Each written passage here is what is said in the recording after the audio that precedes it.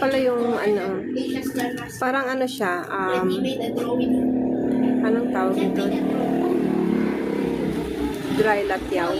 Mahaba siya tapos dry siya pero pwede siyang gawing ano, yung parang sa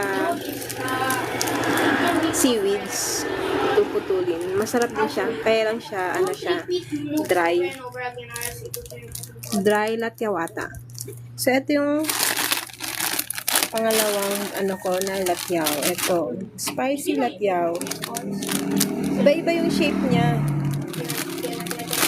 Kita ba? Wait lang. Iba-iba yung shape niya sa loob. Ito. Tingnan natin ha. Ito yung flat.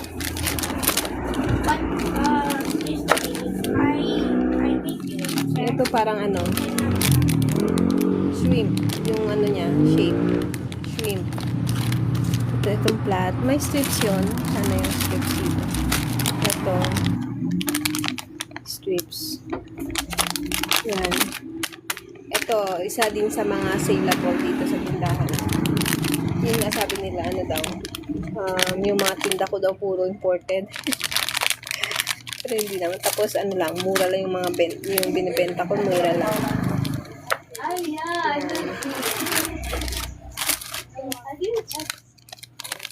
So, yan pa yung sa isang pack, hindi ko pa nabuksan. So, ito, bale, 3 days pa lang to. So, yan na lang yung natira. Ito kahapon lang.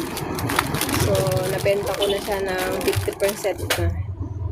Tapos, ito kahapon lang, paubos na. Ito, isa na lang. Kailangan ko nang mag-restock ulit. So, kailangan ko na naman bumili ulit. Yan na lang. Isa na lang pala natira talaga. So, ito yung dapat bilhin ko na. Next time, bibili ako nito ng marami. Ano siya. Kasi mura lang nga. So, sa iba, sa anong store yun. 10 pesos or 20. Benta ko 5 pesos lang.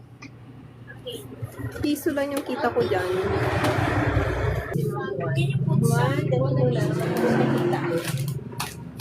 I'm gonna be black, so